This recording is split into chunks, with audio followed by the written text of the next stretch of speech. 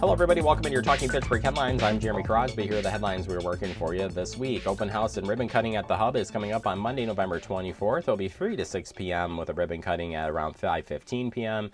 You can join city leaders, staff, and local nonprofit organizations. They'll all be on hand, and light refreshments will be available. The Hub is located at 2220 Traceway Drive here in Fitchburg.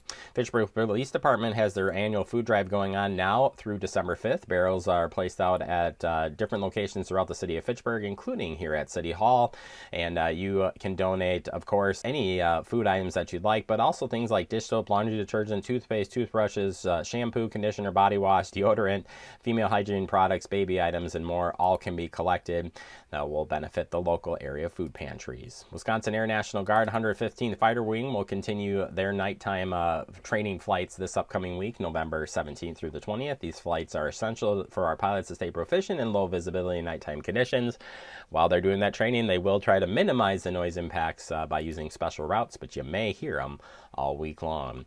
And Ready Wisconsin is bringing awareness to winter weather awareness all this week, and we're going to talk about it each day here on Talking Fitchburg.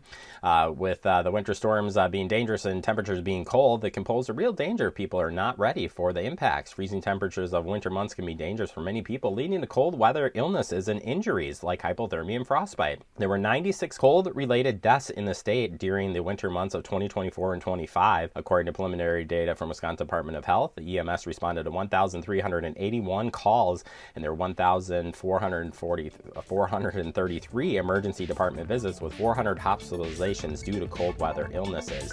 All this week, we've got ways to get you ready for the winter to be safe. Have a great day, everybody.